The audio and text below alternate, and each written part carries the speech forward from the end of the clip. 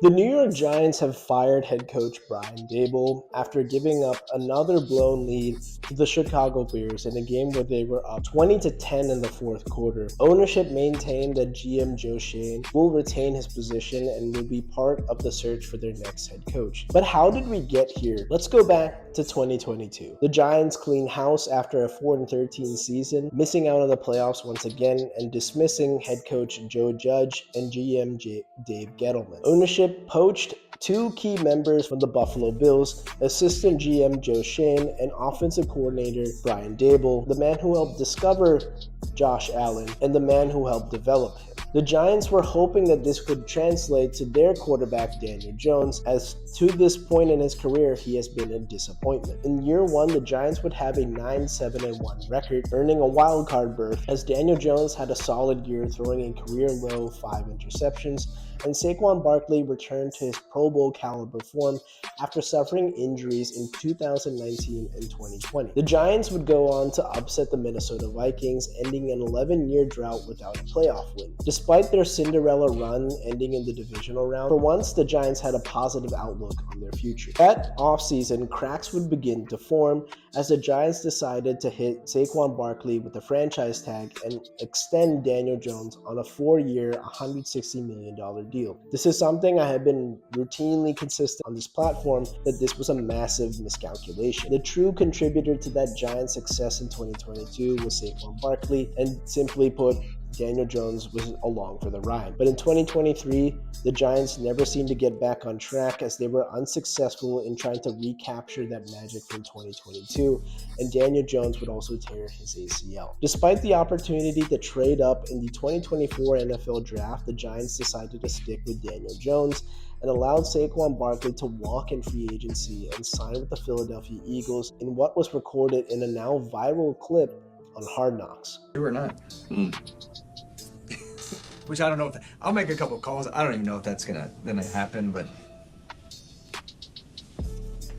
I'd have a tough time sleeping if Saquon goes to Philadelphia, I'll tell you that. As the Giants tried to get back on track in 2024, Daniel Jones was awful from his first game of the season. Many were calling for Daboll's job. Eventually, the Giants released Daniel Jones, and the Giants decided to bring back Daboll and Joe Schoen for one last shot. In the 2025 draft, the Giants selected Jackson Dart late in the first round. The Giants suddenly had their quarterback of the future, as he would sit behind veteran Russell Wilson until he was ready to start. After Russ started 0-3 on the year, the Giants moved to their rookie, and he would impress in his debut against the Los Angeles Chargers. While we know that there are some improvements had to be made on his decision making and his aggression, the coaching staff never seemed to prioritize to protecting Jackson Dart. There were so many times that Jackson Dart would be too aggressive, especially on those scrambling plays, as he was evaluated for 4 concussions already this season and actually sustaining one last week against the Chicago Bears. It was clear Daboll was coaching with his best interest to save his job rather than protect the long-term health of Jackson Dart. There were several things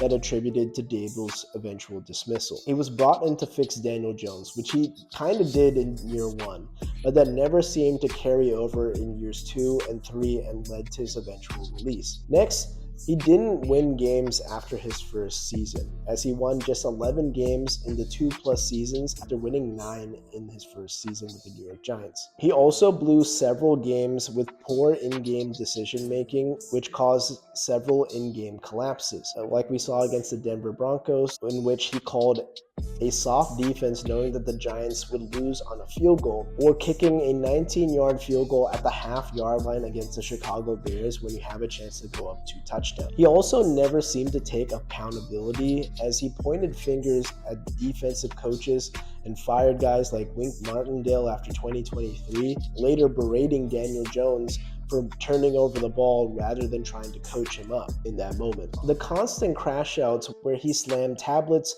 or screamed at assistant coaches like Mike Kafka over play calling didn't sit well with ownership and GM Joe Schoen, as Daboll created a toxic work environment. Kafka, ironically, was named interim head coach and now gets a 7-game audition to see if he can take up the head coaching gig long term. Mike Kafka has built a reputation in this league, as he was part of the Kansas City Chiefs coaching staff when Patrick Mahomes bursted onto the scene and later became the quarterback coach in Andy Reid's coaching staff. He has an opportunity to really show that he can aid the development of Jackson Dart in these remaining games of 2025. Most important aspect for the Giants going forward is the development of Jackson Dart and seeing where there's improvement. It really doesn't matter about wins at this point. It just matters if Jackson Dart can eliminate the mistakes and build for a year 2, where he's going to be getting guys like Cam Scadaboo and Malik Neighbors back into the lineup. But let me know your thoughts in the comments. Was this the right move? Giants fans, comment on what you think you'd like to see on this team going forward.